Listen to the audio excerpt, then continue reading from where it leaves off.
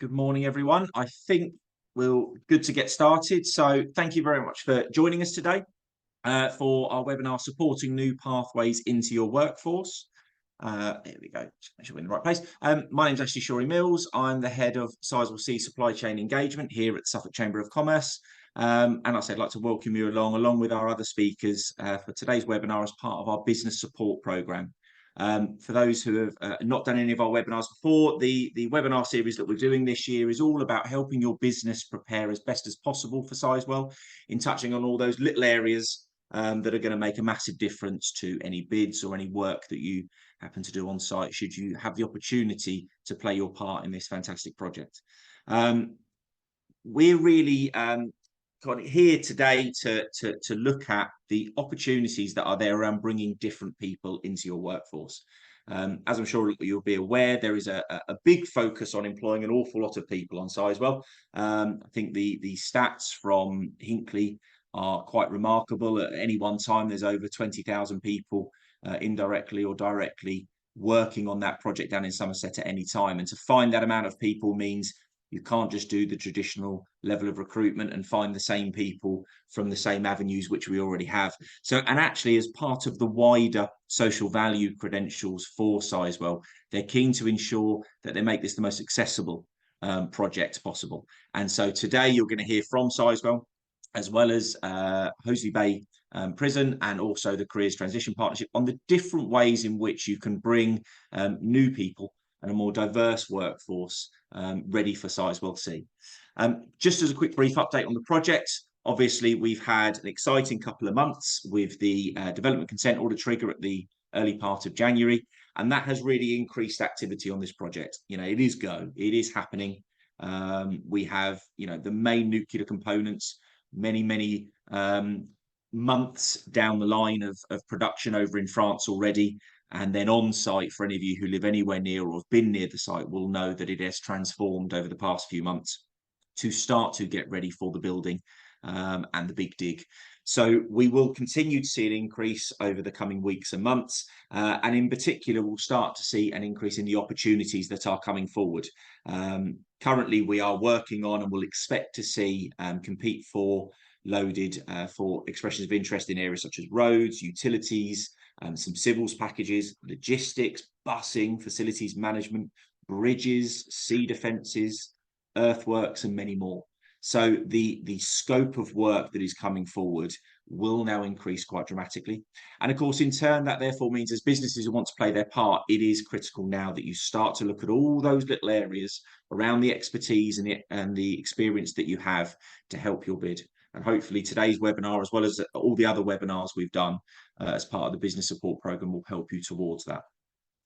Just as a key reminder of a couple of bits, firstly, on that business support, please do visit our website. You'll see on the support page the Sizewell C Supply Chain business support program. There's all the links to all the previous webinars we have done and recorded. This one will be the same. It will be recorded and put on there as a resource that you can go back and use. And there's more and more parts of support being added to this portal all of the time. So please do give that a view. As a project, just as a gentle reminder of the scale of the opportunity that's there, that commitment was made for 4.4 billion into the east. And that is what we want to ensure brings and starts that legacy from Sizewell C. So businesses of all sizes, of all shapes, you saw some of the packages of work that I happened to mention earlier. It means that this opportunity is real and it's huge. So it's how we maximize that, how we build sustainable businesses to handle Sizewell, so that we get the other side of Sizewell through operation, and we have a supply chain fit for purpose still post Sizewell construction, but also because of all the other opportunities that are coming our way. And of course, it aligns perfectly to what the UK government is now looking at with regards to a national nuclear supply chain, GB Nuclear in particular, with the next plant hopefully soon to be announced, and then the fleet of small reactors also on the horizon. So it's a massive opportunity in this region through Sizewell to really lead on this. And of course, part of today's webinar, and actually fundamentally the benefit that local and regional businesses get, is all part of social value when it comes to Sizewell. This is a slide we use every single time, kind of covering off some of those key areas. And as local businesses, your opportunity through this project is through that increasing UK content, particularly focused on local, then regional, then national. But also you'll see some of the other hexagons, these hexagons, isn't it? Yes, on this, that are very relevant to today, particularly tackling workforce inequality and investing in skills, education, local employment, and of course, optimizing local community opportunities. These are all things that, through what you'll hear today, really touch on multiple aspects of social value from a Sizewell perspective, and really give local businesses the chance to stand out and show they're doing the world of difference to Suffolk in particular, and more widely the East. And of course, also as within our role doing the supply chain within the chamber, one of the biggest concerns we get from local businesses is the amount of people that are available, and the strain that this could put on the supply chain in the region, which, you know, it is a big challenge. So actually, how we find people, how we find more people, not just recycling the same old people into different jobs and different roles, is going to be critical. And things like today should massively help that. And as a final thing, just as a reminder, you know, we're there working closely, very closely with Sizewell to help deliver this supply chain engagement. But this isn't just about Suffolk Chamber of Commerce. This is about all the chambers of commerce, but actually more widely, all of the business groups in this region, but also our education partners, our local authorities, or sector organisations and LEPs. It doesn't matter where you're from. We want to ensure, if you're in there's 6 counties in the East, that we want to represent you. So please continue to reach out, spread the message about Sizewell and the scale of the opportunity that's ahead.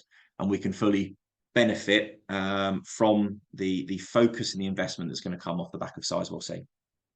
So that's enough from me. So at this point, I will hand you over to Davina from Sizewell C, that will talk about some of the fantastic work that the team are doing. Davina.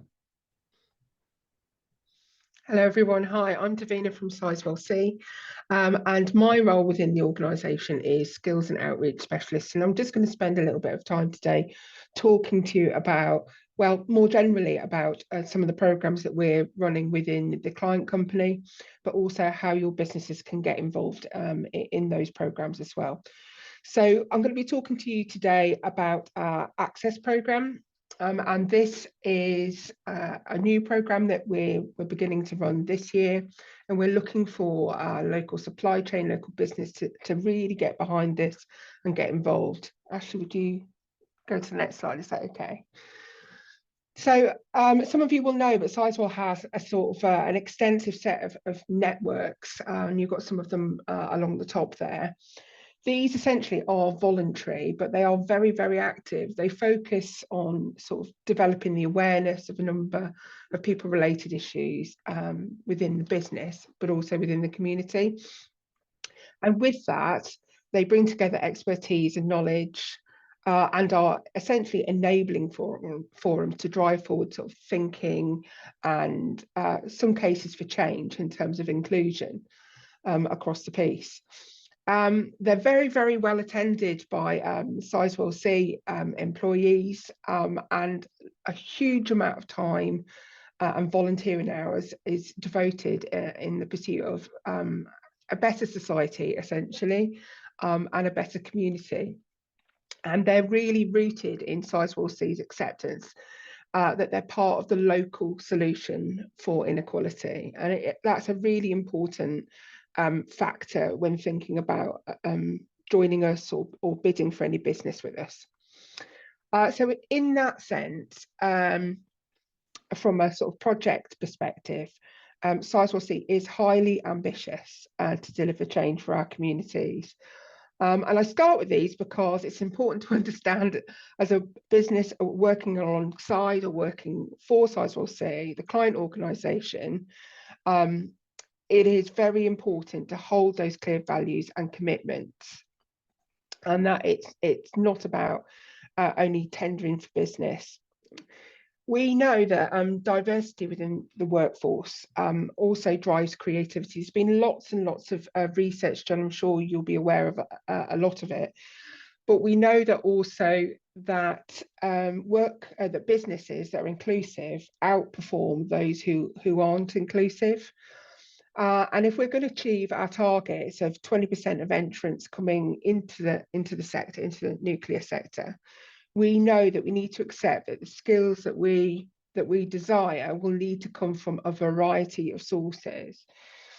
In 2025, we're expecting nationally 300,000 fewer people under the age of 30 in the workplace and 1 million more vacancies. And if we start to think about how that translates into business and the challenge that we've got ahead of us in terms of Sizewell, we really do need to start to think about how we're going to meet that challenge. We know that women, disadvantaged groups, or those that are hard to reach are absolutely vital to build this thing, to make sure that this thing happens. And there are more challenges from the workforce than there ever have been before. If we look back to our big industrial revolutions of the past, our workforce challenges are completely different, aren't they? So for the first time ever, the organisation has made a massive commitment to putting in place a bursary. And that bursary is there to support those people that are hard to reach, but who would benefit massively from the opportunities. Now, this is a bursary that didn't exist at Hinkley Point C. And our outreach fund also, in a similar way, is much, much larger and stretches far further into the community and our ambitions than at Hinkley Point C. It really is a different project in terms of the outcomes that we want for the community. Ashley, are you okay to move on? So the principle essentially is about opportunities for the whole community. And it's really important that when you're working with Sizewell C that you need to think about your contribution to that. As it stands at the moment, Sizewell C is providing opportunities that are open to all of our target micropopulations. And you've got along there's a massive kind of raft of different micro populations that we're trying to sort of enable into the workforce. Everything obviously from ex-prisoners that we're going to be talking about today, all the way to sort of SEN and disabilities and those people who might be restarting or transferring into the sector or into one of your sectors. So as an example, one of the programs that we're running at the moment for younger people under our Power Up and the Young Sizewell C brand, which I'm sure you will have heard of, is offering supported internships. And this year we have also offered a large number of apprenticeships, and I'm sure you're aware that there is a large commitment to those things particularly for young people. But in the same way, each of those populations, there will be a large offer for them, and that's what we need your help to deliver. To give you an idea of how that commitment opportunities is actually implemented, for example, in apprenticeships, we always have a very hard fought field. And when that happens, sometimes what happens is you find kind of the cream of the crop rising to the top in a recruitment process. You'll see people who have advantages, who naturally get into those opportunities. But what Sizewell C has chosen to do this year is to separate out those apprenticeship opportunities into two pools, one of which is focused on our community groups, our colleges, our prison populations, and those local micro populations that we're trying to attract into the business. And this has enabled us to make sure that the benefit of the project is going to the local communities and not only to those people who you would expect to gain those opportunities. Likewise, you might have programs in place in your organisation that target, your ESG benefits. What has been important is planning to ensure that these groups get an opportunity and recognising that in our businesses and recruitment processes, if we continue to do the same, we will get the same outcomes. And sort of by default, those with advantage will rise to the top. For this, we need to sort of take a social view of inclusion. And that is to say that we need to modify the way we work as businesses and share the responsibility for enablement of those groups. So in that, we also have to accept, and Sizewell C itself accepts, that there needs to be some flexibility in the way that we work with different groups of people.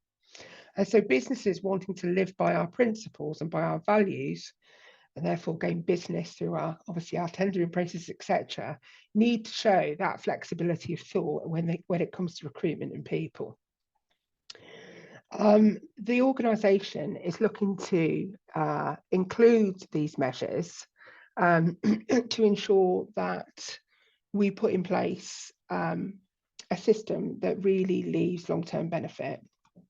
We have, from the left-hand side there, you can see that we've got sectors within the business who this year we will take ex-prisoners into.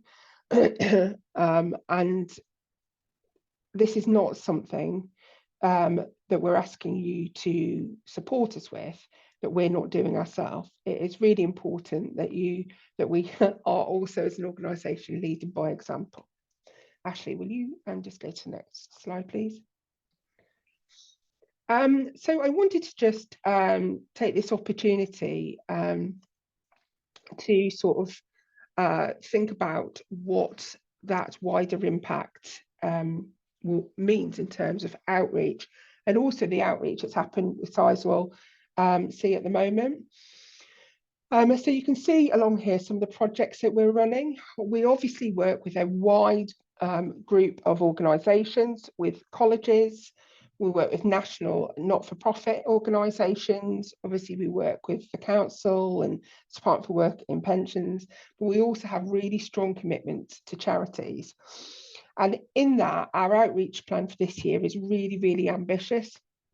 And we've got projects focusing on all of these different micro-populations. And I would really, really encourage you, if you are thinking about doing some outreach work and you're trying to reach some of these populations, to get in touch, because we have a lot of programs that are running already that you could easily get involved in.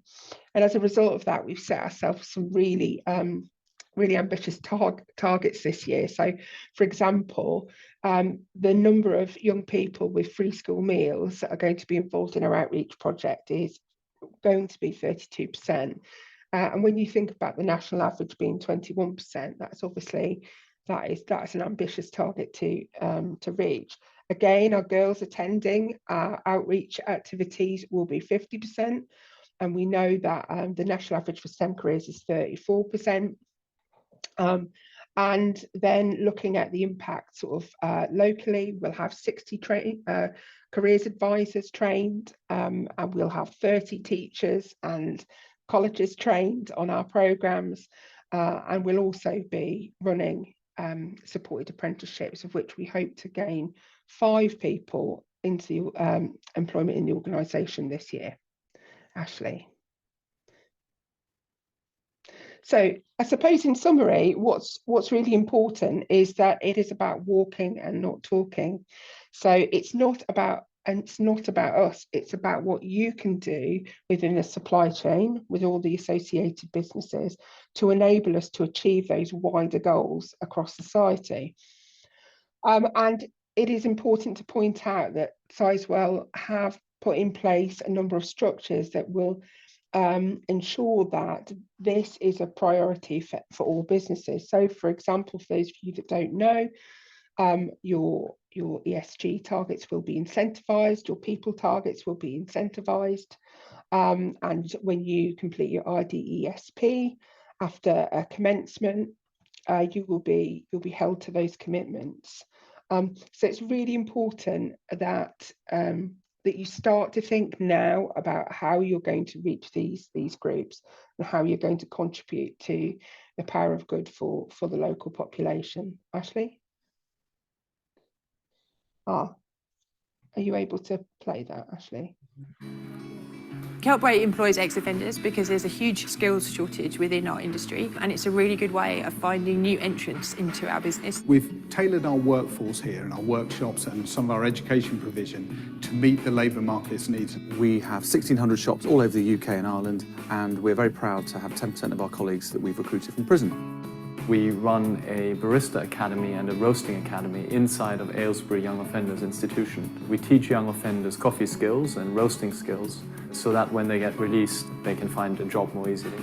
It's been really easy working with the prison. They've been really helpful, very supportive. What we find is that guys are really dedicated. They work really, really hard.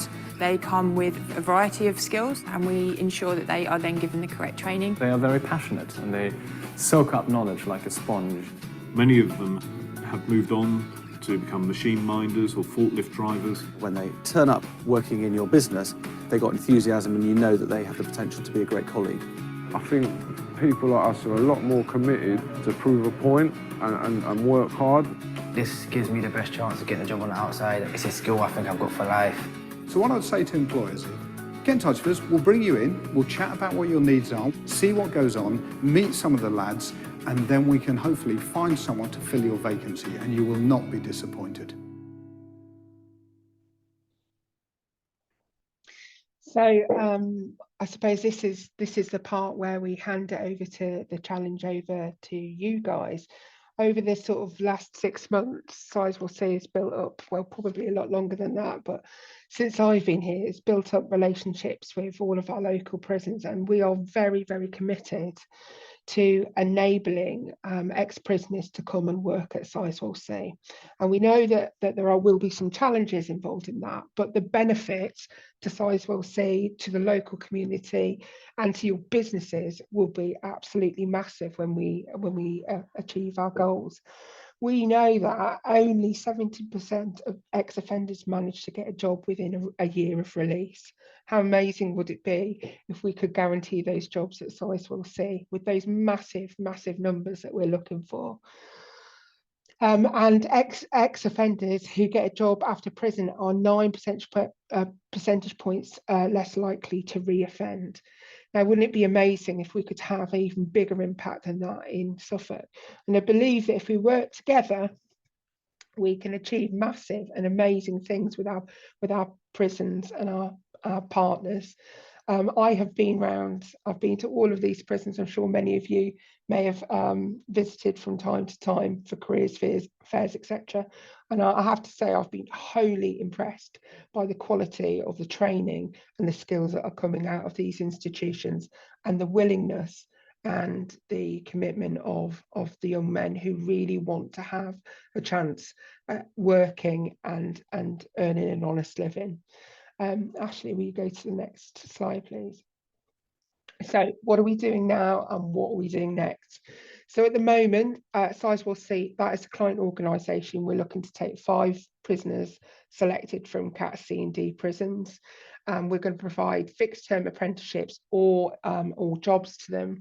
And we are going to be partnering with Future First, Access and the probation service. One of the things that we're doing this year is we'll be providing transportation. That is one of the biggest barriers in terms of making these arrangements work. And we know that if we can provide a transportation, it will enable ex-offenders to get between their prisons or where they're living after they leave prison and the site. Next, we're going to be working on a package program, and this is where you as a business can get really, really involved in this. This will meet your IDESP targets. We're going to be creating a charter for ex-prisoners, and we are going to look to be securing long-term positions for prisoners or ex-prisoners, and a commitment to those people in the long term. And we're going to be mobilising those. We have some interest. We know that there is a lot of specialism across the supply chain. Balfour Beatty, I know, certainly run excellent programmes. True 7 at the moment, we know, already takes prisoners or ex-prisoners. And Veritas have committed to working with us to offer some opportunities in the future. Obviously, as a business, there are considerations for you, and there are some things that you need to think about, particularly working on Sizewell C and the recruitment process in terms of the checks, etc. We're working on a truncated process to ensure that we can get our ex-prisoners through the various checks and risk assessment processes in order to enable them to work on the site and on the project. So that's just to reassure you that that is definitely not going to be a barrier to you taking on people. It's important to consider, and the ladies will talk about this a little bit more later on, the right mentors, the right policies, and which are going to be the right business arms to take ex-prisoners into, which are going to be the most suitable for the people that you'll be taking on. Ashley? So we've put together a kind of an outline of the way that we're going to be running this at Sizewell C. Obviously, there will be a selection process. I can give you details of that. I'll send them out after this webinar. There needs to be quite a lot of planning around these placements. And it's important to understand that that can be complex because it may involve the probation service, housing, and also selecting the right mentor to make sure that they do get the right start. And Sizewell C will be providing some training also to enable your teams, your businesses to have the right knowledge in order to be able to support individuals that come into your business. Ashley? So I am going to come to the end of it. I know it's meant to be 10 minutes and I've gone a little bit too much, but finally, what I want to say before I pass you over to Donna Woolmore is please reach out and get involved in these programs. They're very, very important for the project. They will enable you to tender for work and gain work, but they will also have a massive impact on the community. Donna? And just quickly, I just want to quickly add before Donna speaks, apologies, Donna, because I forgot to say it earlier, if you do have any questions throughout these, please do put them in the Q&A box at the bottom, because we've got time for questions at the end, and the whole team, including Davina, obviously there, and thank you for that, Davina, will be available to answer any of those questions. So sorry, Donna, yes. Thanks, Davina. Slide, please. Thank you. So I am, good morning, everybody. We'll start with that one. I'm the resourcing lead for Sizewell C. My team are responsible for the recruitment of permanent and contractor personnel for what you would probably know as white collar roles, especially those of you in recruitment. So typically the kind of above boots on the ground type positions, as well as roles within legal, commercial, HR, admin, digital, IT and contract support positions. In addition to my day job, I'm a committee of the Sizewell Forces Support Network. So the network is open to all supporters of the armed forces, not just ex-military personnel. I suppose the primary aim is to provide a mutually supporting network of former armed services personnel who now work on or are about to join Sizewell C. The network maximises the contribution that former armed service personnel can bring to the project through their military experience, and creates a great environment for Sizewell to be an employer of choice for service leavers. Next slide, please. So I've just put some details there. I won't go through all of them. Just the benefits of employing veterans, service leavers into your organisation. So there are over 2 million veterans in the UK, with over 13,000 individuals leaving the armed forces each year, which if we can tap into that as a source of people onto the project would just be incredible. The majority of those leaving service are still of working age, and they're looking for their next civilian career, or their civilian career after service. There's certain traits that people from the military can bring with them that I just don't think really can be trained into people, or are very difficult to be trained. So it's that strong work ethic, problem solving, leadership, their communication skills, their dedication, and their analytical skills. And as I've put there, these skills are often identified at a rate above their contemporaries and colleagues. So we are part of the Employer Recognition Scheme, the ERS. This is a scheme which acknowledges employers that provide exceptional support to the armed forces community and defence by going above and beyond their covenant pledges. We currently hold our Bronze Award and I'm working with the team to progress to our silver award. So that was just a very kind of whistle-stop tour, really, of what we do within the forces space within Sizewell and the benefits that it can bring to your organisation. So hopefully caught up with some time there, and I'd like to pass over to Miriam.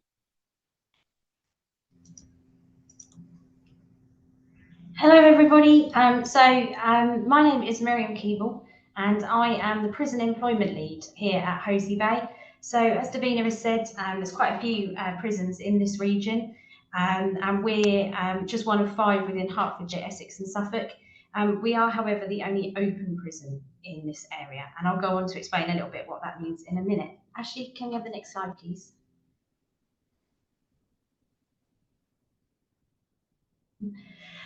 So we're based on the Suffolk coast. We're a very rural prison, but we do have our neighbouring prison, Warren Hill, right next door. So as I've said, we're an open prison, or officially called a Cat D prison, and that makes us slightly different to most of the other sites in the area. And what it means is the gentlemen we have with us have a lot more responsibility for their own time, their own development, and to pursue what it is they want to do. So whereas in closed prisons, things are often done a lot more for them, here it's very much their responsibility to develop themselves. We only hold male prisoners, and we have approximately 650 prisoners with us at the moment. And they are a mixture of what's called determinate or indeterminate sentences. So determinate sentences means that there's a set end date when they will be leaving us. Indeterminate means that their release is subject to the parole board. And although we're based on the Suffolk coast, we actually have a national release. So most of our guys will go to London or East Anglia, but we can actually release anywhere in the country. Ashley, please.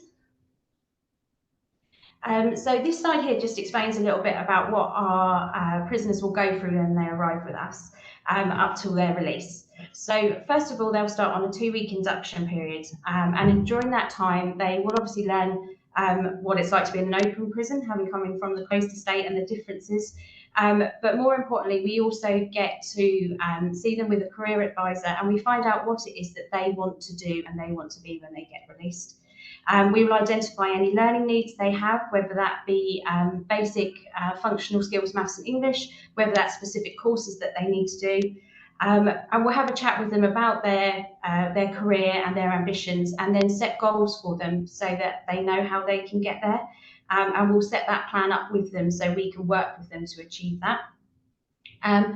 The first port of call after that is then education. Now, I don't want to go into too much about education right now because I actually go over that in a few slides, but we do have a huge education department here.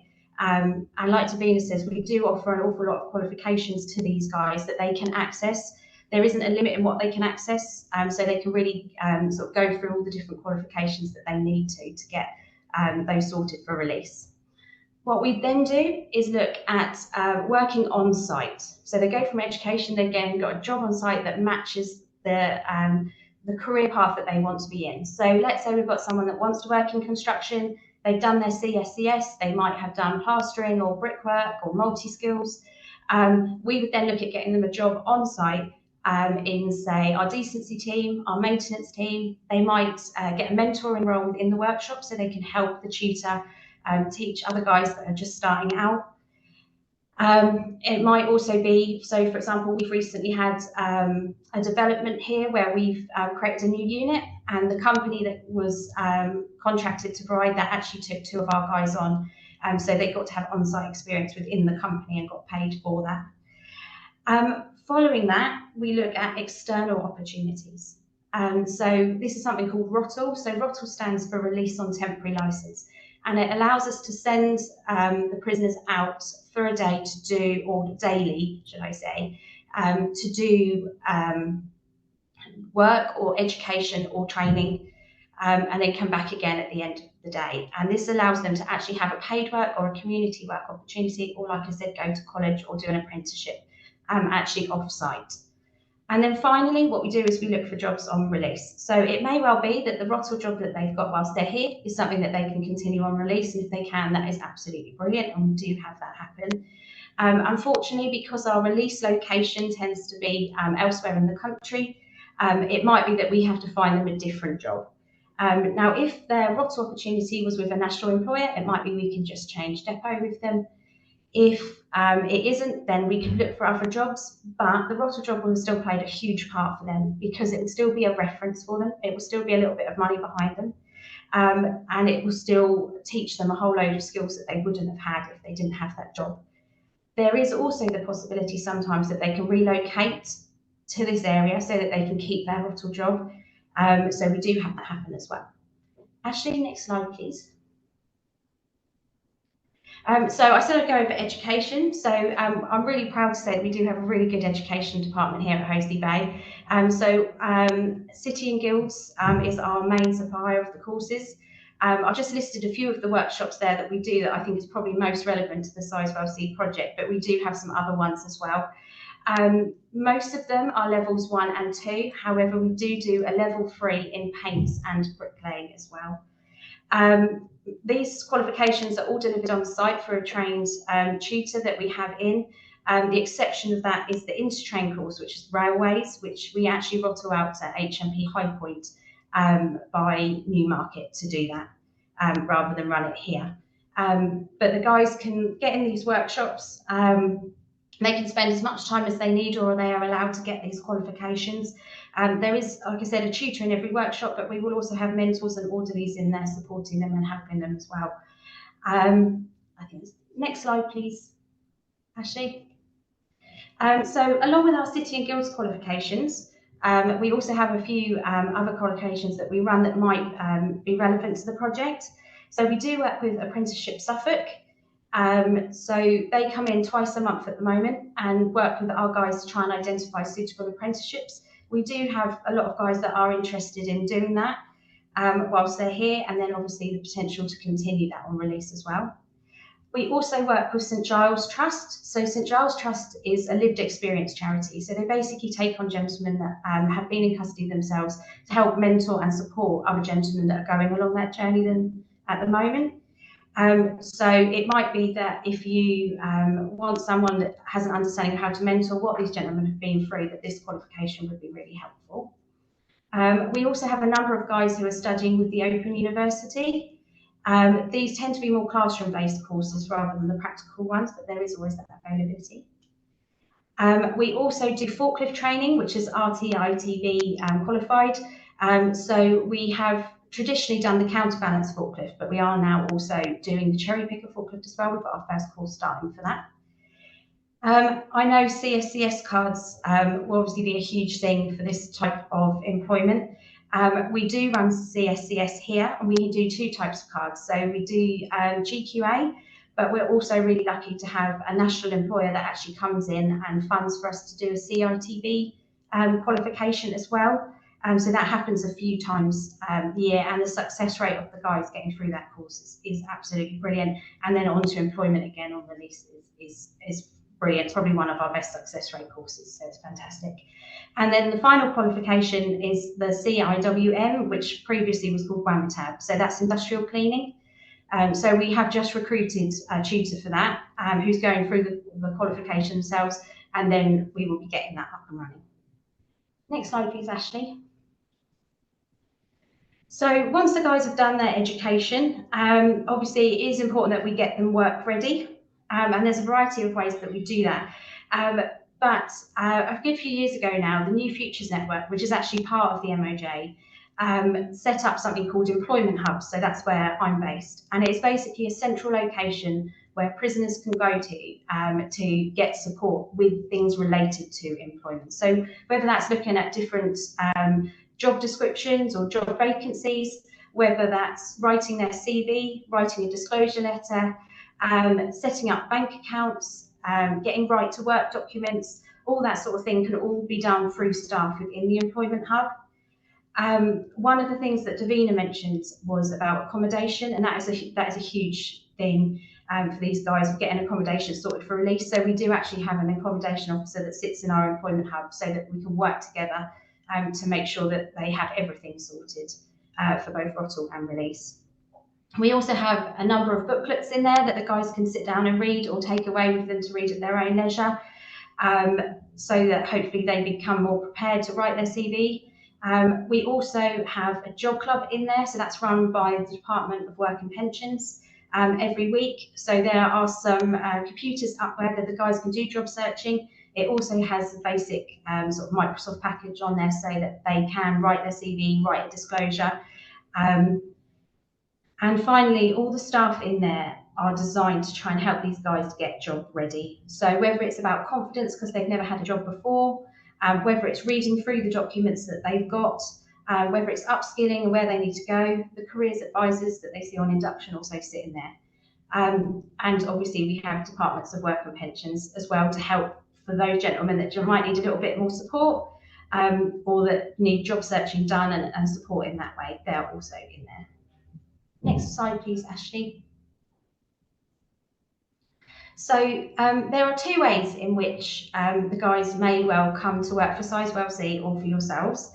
The first one is called ROTL. So as I've said, that stands for Release on Temporary Licence. And it basically means that the guys leave here on a daily basis, go out to work, employment, training, whatever it might be, and then come back. So they basically do a shift at work, just like you and I do a shift at work. And the idea of that is to support the guys into reintegration back into society. So back to a sort of what we would consider to be a normal life, having the responsibilities and things that we have on a daily basis. So they do that whilst they're here, they're not released. And there are two main types of ROTL. So the first one is called Resettlement Overnight Release, which is more affectionately called home leave. So it's where they go back to the back home for a few days at a time, so that they can get used to the community and the society that they're going to live on release.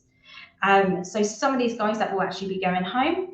For some of them, it might be going to a hostel or whatever else, but it allows them to get used to being back in the family home. For the family to get used to having them there, they can also hand out CVs and disclosures and stuff whilst they're there. The other type of ROTL, which is more relevant to what we're talking about today, is RDR, which is Resettlement Day Release. And that can be done daily, such as family ties. So the family might come and pick them up for the day and they go out and do something purposeful with their time. It might be for medical, or it might be for education, training and employment. Now, one thing I would like to say is before any of the guys are able to access ROTL into the community, they are thoroughly risk assessed. They never just arrive and then we send them straight out. There's a lot of risk assessments, a lot of discussions that are had before we send them out into the community. Next slide, please, Ashley. So in order to access ROTL for education, training and employment, there are a few things that the guys have to do first. So first of all, especially for paid work, they have to have an outside bank account. Now, as I told you previously with the Employment Hub, that is something we can support with. Unfortunately, some of our gentlemen with the crimes they have are unlikely to get a standard bank account. However, there are a lot of online options for them now, so we will always support them to do that if needed. We're also aware how vital it is to have right to work documents. So in the Employment Hub, we can help them get things such as their birth certificate. We can put them on the phone to HMRC to get their national insurance number. And we can also do things like photographic ID, such as a provisional driving licence. Now, some of those things we can actually fund ourselves. If not, we can support the gentlemen to do it themselves and they would fund it. We also require that they've got as much as they can in terms of the basics of maths and English. So we ask that they have achieved a level 1 functional skills in maths and English. Now I'll put a little asterisk there because we're very much aware that some of our gentlemen, they're sort of sitting in a classroom and working like that is not going to be their strong point. You know, they're more practical minded or they're more outdoor minded, whatever it might be. And they simply, no matter how hard they try, are never going to achieve that. So what we do is we ask that they sit around 3 exams. So if they're basic level English level 3, then we'd ask them to do it 3 times. If they can't get it, then that's absolutely fine. We will still support them to access ROTL, but as a company or a business, we would let you know that their maths and English might be something that they struggle with and they may well need a bit more support in that area. Now we can offer that support, or it might be we can help you to offer that support, whichever works best. We also ask that they have a CV and a disclosure letter. So we do actually run a course here called the Action for Employment course, where they can create both those documents, or it might be that they wish to do that on their own. So they can use the job club, as I said, we run, once a week, or if they have any free time outside of their normal activities, then they can come up to the hub and they can write them themselves personally. We also ask that they've positively progressed through the regime. So, like I said, none of the gentlemen that we put out immediately access Rottle. They have to earn their place on Rottle. They have to prove that they can abide by the rules that we have here, that they're showing good timekeeping, they're not routinely going off sick, that they work well within their area and their departments, all those things. We do actually have a scheme which a level scheme, if you like, that they can work up whilst they're here, and it's only those at the top of that scheme that we would look to put out on Rottle. And finally, they have to have accessed other forms of Rottle. So like I said, this is only one of them, but in order to access this, they would have had to have gone out and showed that they can abide by a licence, that they've not breached anything, they've not done anything wrong, and we can therefore trust them to go out and do the work. So in terms of our criteria then for Rottle, so we ask that they will be working within 60-mile radius of here at Hoathly Bay. So that takes you around Norwich, Cambridge, Chelmsford-ish sort of area. Now, obviously, if a placement is, say, 61 miles, we'd still look at that, but we can't be going out to the 70 or 80 miles, unfortunately. They cannot also work on occupied residential premises. I don't think that's going to be a huge issue at Sizewell, but they cannot basically go up to somebody's front door when somebody's living in there. So if we take a construction site, for example, if it's a brand new site, they can work on that as long as nobody lives there, but as soon as the first residents move in, we unfortunately have to pull the guys out. Similarly for driving jobs, so they could do commercial to commercial business driving, but they couldn't do a delivery service where they have to go to someone's door. They also have to have a manager as supervisor, so we have to know that they're being looked after and they're being supervised whilst they're there. This is both for their safety and obviously to let us know that they're where they should be and they're doing what they should be doing. Transport, so as Davina said, transport can be quite a hindrance to some of our guys. Unfortunately, we are based in the middle of nowhere. There isn't very much public transport links to us, although we can use the local train stations. So some of our gentlemen are able to drive, and if they're all approved for that, then we can look at getting their cars on site and they can drive to work. If not, we can use public transport, and if not, that's not an issue, then it might be that we would ask as a company, is there anything you could do, whether it's donating a vehicle for them and they could drive that vehicle, or a pickup. So some of our Rottle placements do actually send minibuses out and take our guys on a minibus. So we look at that as well.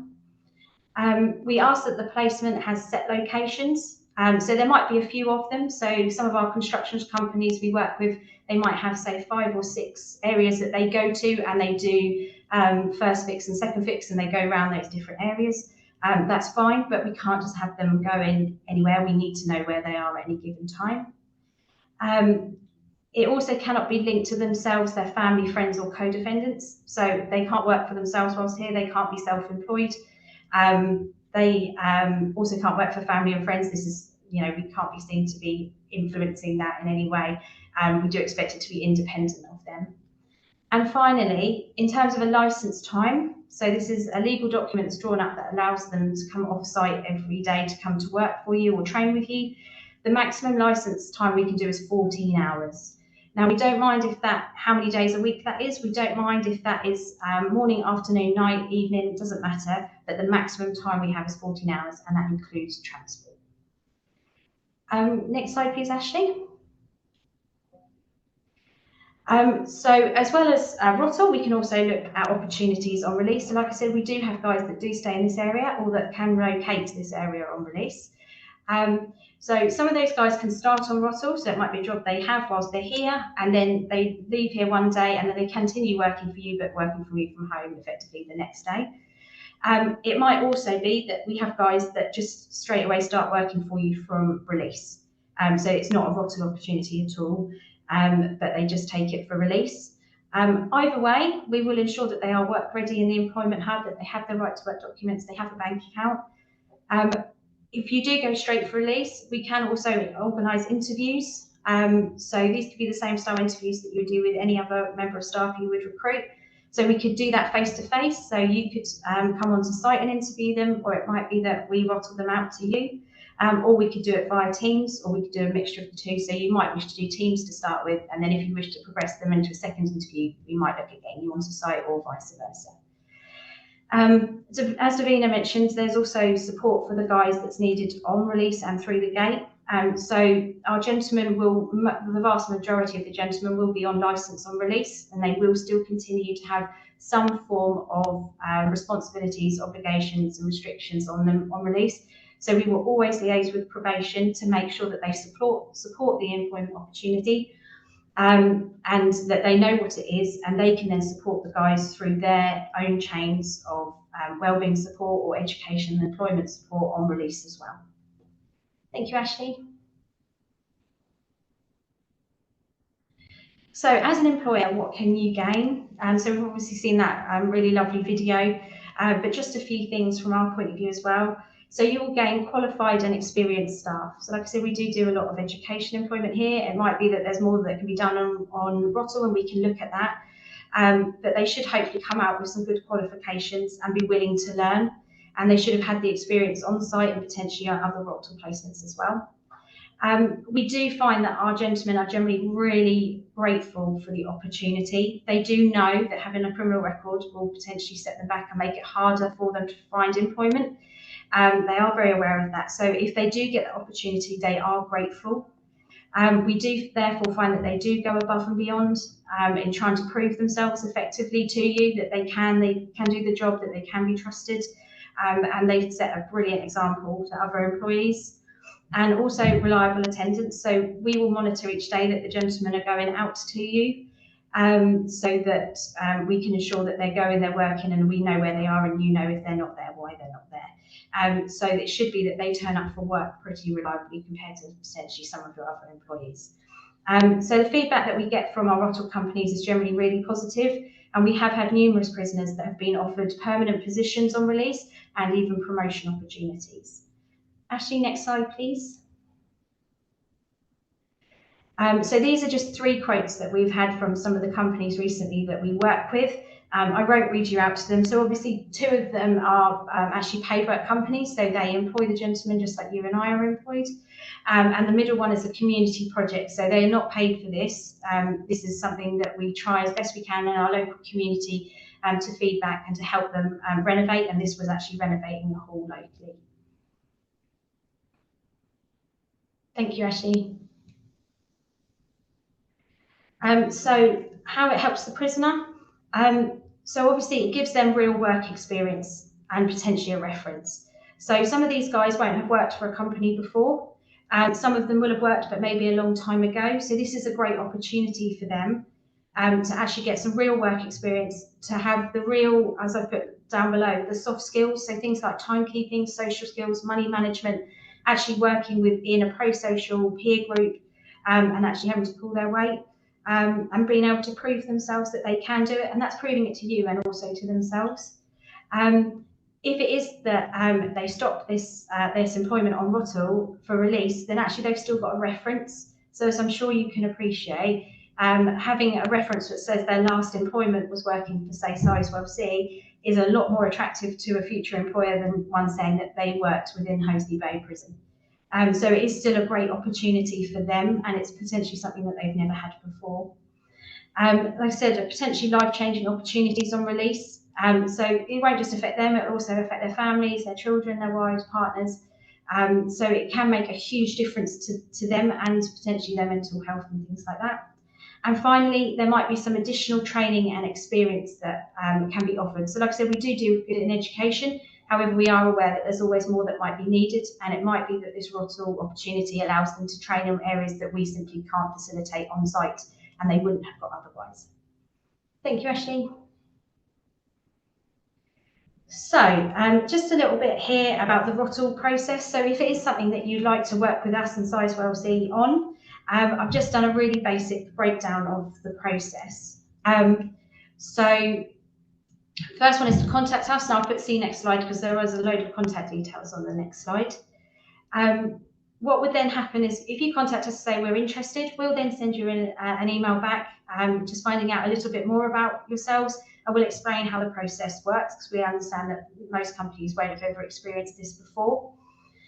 So we'll outline the process in a bit more detail. We have actually got an information leaflet that we'll send out to you so you can read it at your leisure and think of any questions you might still have. We will need some details from you. So we'll need to know things like what the role will be, what shifts you would like, any qualifications that you already need them to have just to do the basic role.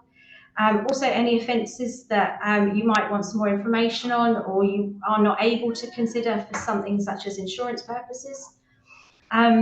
And also we have to come out to a place of work and to do a placement check. Now, if we're to talk about Sizewell C, we will hopefully get that up and running and we will have got that sorted. But if it's that they might be going to between a few different sites, then obviously we need to do a placement check on those as well. Now, that placement check is probably nothing that you haven't experienced through health and safety before, but we do have a duty of care to our guys. So we just have to make sure that you have all the insurances and health and safety things in place for them. What we would then do, assuming you still want to run with employing somebody, is we would look for the right candidates for you. So we do have a waiting list of gentlemen that are waiting to go out onto Rotta already, and we know that they're already work ready. We know what qualifications they've got and the sort of areas that they want to work into. We can also look in things like the workshops. So it might be that if we haven't got gentlemen that meet your needs, it might be that the tutor is aware of someone that might be really keen to upskill into that area or might already have the qualifications, but we're not aware of them yet. We could also look at the career advisors and see if there was anybody when they arrived with us who was interested in going down that career path. Is then over to the interview stage. So as I've said before, we're more than happy to interview in as standard way as possible. So you're more than welcome to come onto site and interview the gentleman, or it might be you'd rather do it through Teams, whichever way works better for you. During that interview process, you can ask them the same standard questions that you would ask any other candidate that you're interviewing. And it might also be an opportunity if you wish to ask about their offence, how it happened and what they've done since, or have any reassurance around that area. That is also available to do during the interview. Once, assuming a suitable candidate has been found and you wish to take somebody on, we would then look at getting a convenient start date for you. So we would obviously do all the risk assessments our end, and then we would be in contact with you to find out when you would like them to start, make sure the licence reflects the days and hours that you want them to do and they're going to the same place, and then hopefully we start them. Now, that doesn't just end there. We don't just sort of send them out and you never hear from us again. Obviously, we continue communication throughout their time with you. If you ever have any, hopefully some praise, that's how we get our feedback for these sort of slides. But if there is any concerns that you have or any questions that you think, are they allowed to do that? Are they not allowed to do that? We're only ever an email or a phone call away. And we also send out a member of non-uniformed staff every month to yourselves, just to check that the prisoner is there, that they're doing everything, and it also allows you to ask any questions or raise any concerns if you should have any with us, and we can then take action accordingly. Thank you, Ashley. So these are just some of the contacts that you might wish to have should you wish to run with us. So Chloe Valentine is our head of reducing, let me get that right. She is our head of reducing reoffending. So she's my boss and she's based here. We also have our head of education, skills and work, Claire, also based here, obviously myself. And then the final contact there is called Alison Renville. So like I said, we're only one of 5 prisons throughout Hertfordshire, Essex and Suffolk. And Alison works for the New Futures Network. And she oversees all 5 prisons. So it might be that actually you're near a Norwich prison or near a High Point and you'd like to find out some more about those prisons. So it might be Alison as the right person to speak to in those circumstances.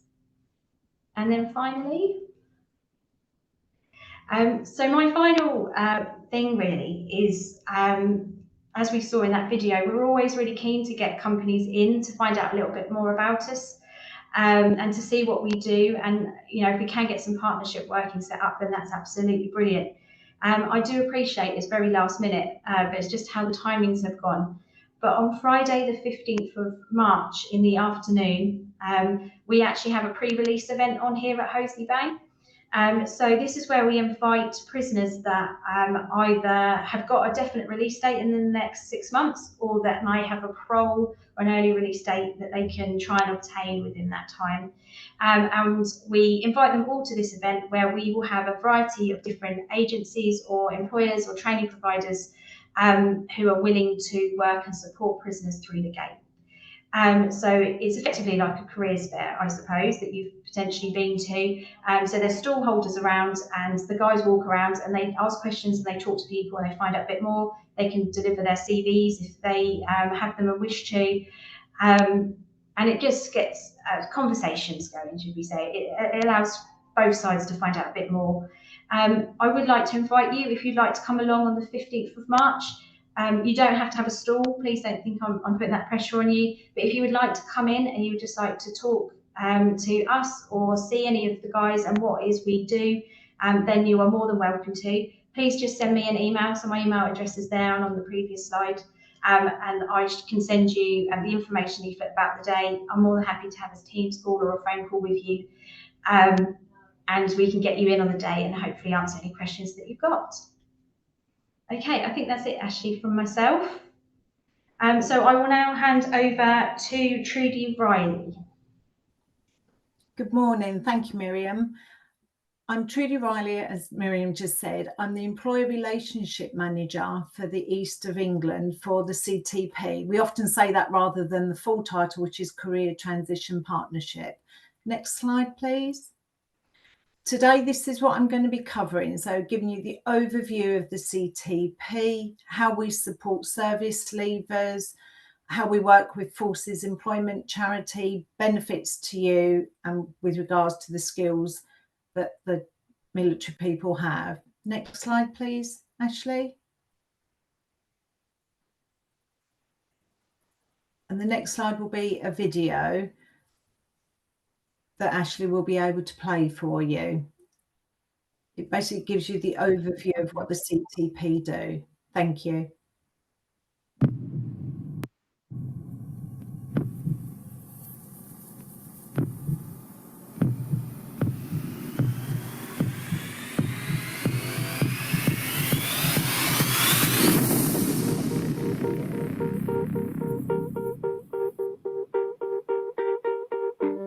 Birds flying high, you know how I feel. Sun in the sky, you know how I feel.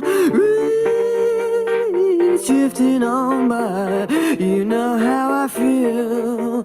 It's a new dawn, it's a new day, it's a new life for me. And I'm feeling good.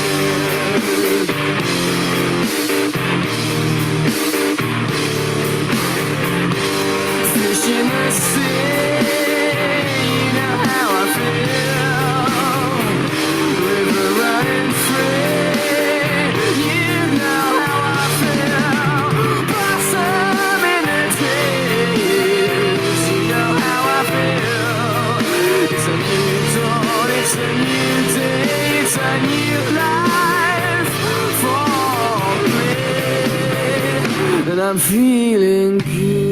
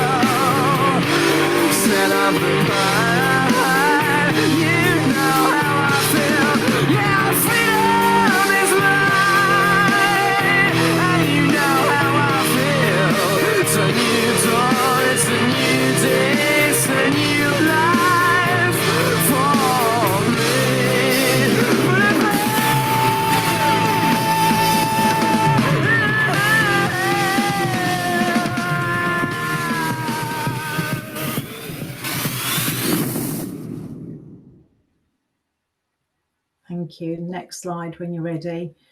That gives you an overview of the CTP and what it is that we do. We are working partnership with the MOD. Just wait for the next slide to come up. What you'll see on the slide, thank you. The service leavers are at the centre of everything Career Transition Partnership does.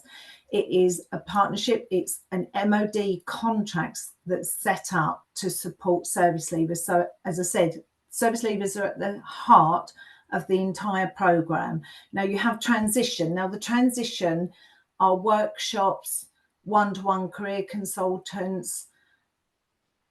Now some of the workshops will be with regards to leaving the military, looking at jobs, looking at terminology. The terminology can be so different from the military, has its own language, and the same civilians, and sometimes in civilian industries as well. So it is from looking at those CV workshops, interview workshops, you name it, that's centered around the service leaver to support them. You have the training program. Now the training, they have a huge amount of variety of courses they can gain before they leave the military. Now some of those they would already have the skills in, they would have done within the military, and then they can gain their formal training before they leave, actually transition out of the military. The employment is where I come in. So myself and my colleagues, we cover all of UK, Scotland, Wales and Northern Ireland. So it's everywhere that we will be based. We're divided up the whole country. We work with employers to raise awareness of your vacancies, your career opportunities with you to support service leavers. So for you to gain employment, employees, and for them to gain employment. Next slide, please. This is a timeline of what it looks. So you've got either age or length of service can gain 5 years prior to leaving the military. On average, a majority are 2 years support. So that means they can start working on their CVs, look at training. So a lot, they'll do research around jobs to look at, right, what skills do I need? This is what the industry I'd like to go into. So they can start doing that. Some do go on immediate transfers. Everybody gets support from the Career Transition Partnership. You've also got, they get 2 years post support with the military. With the CTP. Now the CTP is in contract with, in partnership with Right Management. From the 1st of October, that partnership would change to Read in Partnership. The programme will stay exactly the same because it is so effective. Post 2 years, when the support stops from the Career Transition Partnership, the Forces Employment Charity takes over. Next slide, please. Now, I thought I'd give you some information about the Forces Employment Charity. So they will then start support for the service leaver. So if they're still looking for employment or they just want a change of employment, they can sign up with the Forces Employment Charity. They gain access to the same job board. So it's not a different job board. They gain access to the same job board. They don't have the same workshops. They will have support on a one-to-one basis. Now that will cover looking at CVs, supporting them, and it could be looking for funding for courses that they want to do. So they can still, some people leaving the military might have access to funding to support courses, some won't. They're all different. It's all done on a sliding scale. Now, the Forces Employment Charity has been established since 1885. I didn't want to get that wrong. I keep saying 1886. So it's since 1885. It's one of the oldest charities. At the moment, these are the programs that they run. I won't read them all out to you. A lot, I think, are self-evident. Women into military program, you know, that is what it says on the tin. There's a couple there. So they support the families program. Now the families program do not have access to the job board because they are, as it says, they are the families. So they operate slightly differently, but it's families and siblings. They will gain support if they are looking into employment. And the other one is the the specialist employment advice. Now, again, they get support, and this is on the one-to-one basis, and this is for a lifetime of support that they gain. So if at any point, now the people that can access this service are veterans, but also if you're a reservist and you've completed phase 2 of your training, you can still sign up with the Forces Employment Charity, and they will continue that support for you. You can see on the bottom there, the Career Transition Partnership. So I'm actually employed by the Forces Employment Charity to deliver the employment engagement under the Career Transition Partnership. Now, there's the other 2 programs are the CTP Assist. Now, they support people who are leaving due to illness or injury, but it doesn't mean because they're not combat fit, they're not fit to work in civilian jobs.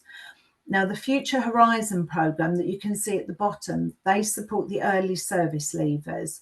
And one that might sort of come into play, especially with the previous speakers, is the OpNova team. Now, OpNova support those that, say, might be becoming friends with the police or be ex-offenders, but they will try and steer them clear. They work in police stations. You know, they're often, if necessary, if they have someone in, they'll get a call to go in and support them. So there's a huge amount of support there for people. I've put the link there if anybody wanted to look them up as a charity. Next slide, please. Now, how does it benefit you? So we'll get down to the nitty gritty now. Now, as an employer, you can sign up to the service, and what it says there, there is no recruitment cost whatsoever. So you can sign up on the web, and the link will be in here later, or the website. So you can sign up. You're not signing up to any type of agreement in the sense that you sign up and then we have a conversation how it would fit in with your organisation and then everything that we do. So just to go through some of the things that we do have, we have a job board that you can have exclusive rights to. Now, I say that because it's a very private job board. You won't see anybody else's jobs, only your own jobs. Even if a colleague signs up and you both post jobs, you won't see each other's. So we've got ways around that where you do a joint access to it. But you can post it, and the only people that can have access to it are people transitioning out of the military, and that is all militaries. There's no distinction between any of them. You could be a veteran or a reservist if you've completed phase 2 of your training. As I said earlier, families do not get access to the job board, so they are ex-military.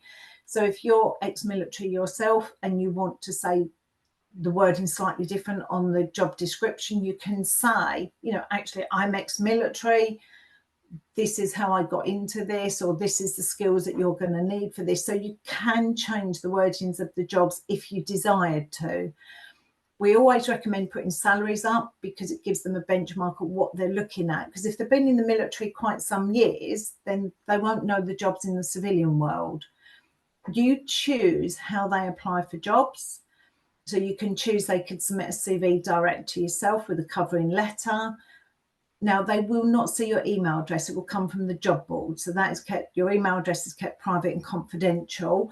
Or you can embed a link in there that will take them to your website, and then they would apply just the same as everybody else and then go through this same process. I would always be there to support you. So my role will be to support you. If you have any queries on the job board, we can look at it, and then I will promote your vacancies with the service leaver. The platform will be being changed later on in the year, I suspect from the 1st of October. So it will be upgraded.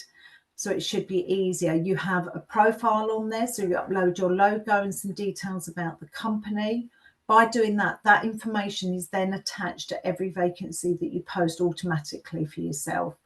So service leavers can have a look at the job. So you don't pay to post vacancies. You don't pay if you recruit anybody. It is completely free of charge. At this moment in time, we don't work with self-employed roles or 0-hour contracts. So just to make you aware of those. The service leavers can look for vacancies under the industry, skills and location for you. The other things that we can do is online events. So you can do that where you might say, a bit like this, you know, I'm going to have an hour's webinar to speak to service leavers. So we can do that for you. You would complete a form, and then that information would go onto our website. So if you do ever go onto our website, you can have a look under events. It's not behind locked doors because we promote companies we're working with and the events that they're doing. So it will give you an idea. So you'd complete a form. We'd set up a webinar. I would do the marketing to the service leavers with the information that you've put on the form to promote your event. And for service leavers to come on and talk to you, you'd do a presentation, something like this, and then you'd have a Q&A at the end of it. So that's something we can do. If you're having recruitment events, so it doesn't necessarily need to be through us, but if we're working with you, we would promote that event on our website for you, because at the end of the day, you're doing a recruitment event. And then the service leavers would embed how to book on the event, and they would then go through in your normal process or take you to wherever, however you're recruiting or not recruiting, sorry, how they're signing up to attend an event. So they would do that automatically for you. So you can have live chats with them. It does say on their employment fairs. Now, the employment fairs are purely, all of it is optional, but the employment fairs are not part of the contract with the MOD. So that's something that Career Transition Partnership do independently. We use external venues. So there is a cost to those if you choose to attend those. Now, you don't have to attend. It's purely optional. It's not a case, oh, to do anything else, you have to attend these. You don't. It is optional. The other thing that I would speak to companies about and see if they could offer work experience opportunities. There's no cost in the sense there's no monetary cost. They're still getting paid by the military. So it would be a day out of work, either a day or a few days, or you might say, actually, could we have someone for a week? That would be determined between yourself and the service leaver, where they can come along. So the military call it civilian work attachment. It could be work experience, work shadowing. They all amount to the same thing. They come along and spend time with you. Now, I know time is really precious at the moment for all companies, but if you can offer something like that, it allows them to dip their toe in the water, so to speak. It also allows you to get to meet them as well. So that's something to worth thinking about if you're able to do that at any point. Next slide, please, Ashley. So transferable skills. Donna, I thought you'd done a wonderful job earlier, and it did make me smile because Donna actually earlier mentioned quite a lot of the skills that you will get from them by naturally being within the military. A lot of the jobs that you have in civilian world, they have the equivalent in the military. One thing that might come across, and I hear this a bit, they do attend, they have opportunities to attend workshops about CVs and terminology, but sometimes the terminology can let them down. It won't necessarily be in civilian speak. Equally, your language they might not understand. So by them attending workshops, or if you hold virtual events, you can say, you know, this is what we're looking for. This is the type of person. More and more lately, I think, I can't remember who it was that mentioned about the employment world has changed. I think it's drastically changed, and especially since COVID, a lot of companies are saying there's certain skills we can't ask for. We want the attributes, and it is their attendance, their attention to detail, their resilience. And if they're going to turn up, they will turn up for work and do that, but they will come with a lot of skills. But sometimes it is that conversation around ensuring you understand what they did fully in the military, and equally understand what it is that you're looking for, that they have those skills to cross over to your company. Some of the service leavers, they don't always recognize their skills. They can have, sometimes they'll undersell themselves of what they're capable of. They're capable of an awful lot more because they'll say, well, that's just part of my job. But it can be a huge part of their job that gives them the transferable skills to slot into civilian life extremely well. Next slide, please. So the next steps, if you'd like to work with the CTP, or even just to find out some more information on a one-to-one basis, there will be a Q&A at the end of here, but you know, things to think about is the volume, the time scale, and the location. You know, you might want someone, but not until September. That's fine. Start looking now, because you say a rough start date, and it would be for the September start date, say, for instance, or August. So it's not too soon to look for people if you're ready to go and you know when you need them. In an organisation, it is always good to have a point of contact rather than lots of different points. You probably find it easier your end for someone. If you've got anyone that's ex-military, this often tends to fall with someone who is ex-military, but equally you don't have to be. Some of the companies that I deal with that offer the most support, only one of the team that they call in as and when are ex-military. They're not ex-military. They support them though on a, you know, on a heavily basis. So it is really, really good. Again, I mentioned the work attachments to service leavers. If you're able to do that on any sites beforehand, I understand security can be issues with them. So we know it's not necessarily always a straightforward thing to ask. One of the things to consider if you wanted to go to employment fairs, or if you're having an open event, you know, we can publicise those for you. If you're considering a virtual event with them, and the recruitment presentation, so you can talk to them what it is that you're looking for, what skills. Actually, if you start here, this is the progression of your job. We'd expect you to be able to do this, this. Then we'd be putting you on X, Y, and Z courses to explain to them their progression and how that career will progress and support them. I have put the website address on there for anybody that would like that. Then please do go and have a look. There's lots of information on there for you to read. Next slide. And that's my conclusion. So I shall hand you back over to Ashley. Thank you very much. Fantastic. Thank you, Trudy. Really appreciated. And thank you to all our speakers for their content. It's been really quite interesting. I've noted down quite a few bits and pieces as well. I thought I knew, but I didn't. So look, we've got opportunities for questions. Now, you've obviously done such a smashing job, everyone, because for the first time ever on any of our webinars, we don't have a single question.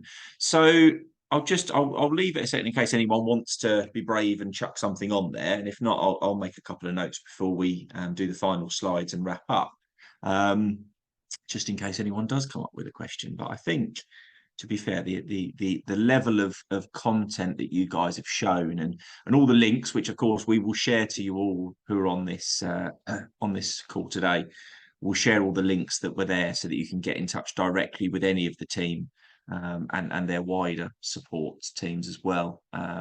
Should you have any need, or should you want to directly get involved immediately in particular, and I'll do reference, I know, to Davina's project that she spoke about that's about to launch, where Sizewell, you know, they want those businesses involved to start that early work. So, I mean, there is no question of it. If anyone does think of any, you know, chuck them on there.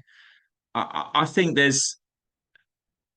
one of the key things for me, and I think that's quite important, is the support is there. But huge amounts at our events, and particularly, you know, in our team, many of you will have met Sam and Julia, who do a lot of the business engagement, and a regular bit of feedback is, we're really interested, we really want to play a part, this is fantastic, what do we need to do? But there's concerns over finding people and you know, finding the people that businesses need to be able to deliver day to day, let alone Sizewell. But I think hopefully you've seen today the support is out there for all these different areas. You know, we recently did one of these webinars with Inspire Suffolk and Access Community Trust. And we've done other webinars, we've got others planned as well, in all these different areas where you can get into different groups of people. Back in October, we did one with ISCRI around some of the different communities and groups that we've got, particularly focused around race and religion. But again, I think there's, you know, there is pockets of our communities that maybe don't necessarily fit the bill for what would be traditional when it comes to employing people. And actually the support is there. So if you're worried and you know, concerned how you're going to find more people to come into your business, well, you've got two great examples today through the prison service and through the Forces network, to be able to find those extra couple of people. And if all businesses do it, I mean, we've got now over 2,700 businesses signed up to our portal. You imagine if every single one of those businesses employed one person from HMP Hoseley Bay, I'm sure Miriam would be over the moon with something like that. So it's small little actions that can be taken, but will make a massive difference to both the guys on the call today, guys on our previous webinars as well, but also then bring a whole new swathe of people into this project, and then hopefully, obviously, onto other projects as well. I think, you know, there's almost an unconsidered kind of out of mind thought of the different avenues people can take to find people. And I think that shows, even, you know, we'll acknowledge this ourselves, the attendee list today for today's webinar is probably our lowest of all the ones we've done. But I think that kind of shows that there needs to be an awareness raising for the opportunities that are out there, in particular the support. Because if you're a business that's interested in getting more people in, you can reach out to, say, for example, Hoseley Bay, and they'll do pretty much all the work for you, as has been shown today by Miriam and also referenced by Davina. So it's easy. Why wouldn't you do it? So fantastic for me, and we'll do all we can to promote all of these services that are available. As I say, we'll share all the links and all the stuff that was discussed today. And interestingly, Trudy, obviously you mentioned 1885 when the Forces Employment Charity was set up. You know, about the same time the Chamber was created in Suffolk in 1884. So we're doing 140s this year, and that the Forces Employment Charity 140 next year. So good to see that some of these institutions are living on and doing their job still after all these years. So final couple of slides from me. To really consider today, as I mentioned earlier, the DCO has been triggered. That was such a critical thing with regards to releasing funds into the community, and some of those funds are linked to what you've discussed today, or what's been discussed today. The commitment is there, and it's clear that 4.4 billion to the east throughout the construction of this project is clear. There's other commitments through operation of Sizewell C as well, but we'll focus on construction for now. So it is now time to start to get ready, looking out for those opportunities, looking at your business and going, whether it's down to health and safety and compliance and understanding some of those pitfalls that you could come across, whether it's to do with all these social value areas and things you can do. It's now the time to start to put them into practice, because within the next 6, 12, 18 months, more and more local businesses are going to be needed. You know, there's roughly 500 people on site today. By the end of this year, there could be somewhere close to 2,000. How many businesses locally can we get to be part of that? That's going to be key. But we need businesses to step up, need to have those conversations between each other and with us. You know, talk to us if you're concerned about where you fit, how you fit in, where the opportunities are going to be, and our team will help you understand that. But also tell us what you need. You know, we can deliver these webinars, but we also want to understand what it is you want to hear, because then we can adapt our messaging and our support to suit you. And most importantly, you know, stay up to date and engage via the portal. You've got our portal for engagement, Sizewell C Supply Chain.co.uk. As I flashed up earlier, that's where all the support stuff is as well. But register on there, stay engaged with us. We are getting increasing requests from the project and from their tier 1 contractors to understand the scope and scale of the local supply chain, with a view to contracts soon being awarded and work happening in earnest in the region. So it's never been more important to make sure that your portal entry is up to date, accurate, and reflecting fully what you can do as a business. We're also holding more and more very specific meet the buyer and small scale events. And again, we're bringing businesses into that room or into those environments that are relevant based on the information you give us on our portal. So it's so important. And of course, the other portal, which we encourage everyone to make sure they are also signed up for, is Compete For. So compete4.com/Sizewell. And that is where all opportunities will be listed. A couple of weeks ago now, there has been some more loaded since this, but you'll see on the right-hand side of the screen there, you'll see more and more opportunities. And over the course of the next couple of months, there'll be a large number going on there.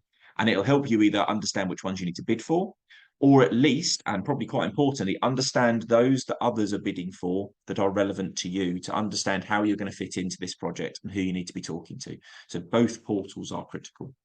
And we will share, obviously, when we share these out, these links, which will give you links to both websites, some guides and some helpful information that's also very handy for you to be able to look through. And of course, as always, we are there fundamentally to work for Sizewell down, but also to work for local businesses up. So any questions or problems or concerns or information you want to share, innovations you have, just email the team, let us know, and we can help you as much as we can. And then as a little extra nod, we've got a couple more of these webinars coming up soon. We have one dedicated to cybersecurity, which is on the 22nd of March. And then we have another one, which is the first of our skills series, which is all about accessing the site and how the project is taking seriously the management of people and the practices and attitudes that those people need to take should you be successful to win a contract on the project. Those things you have to take in your mind and be considerate of. And that one's on Thursday, the 11th of April, both available to sign up to now. So visit the website and you can register. And then there's all the others. There's, I think, 3 or 4 others also on there for future webinars running through into the early summer. So we'd love to see as many people as possible. And if you ever can't make them, as said before, all of these are recorded and hosted on the website so that you can always go back over them in the future.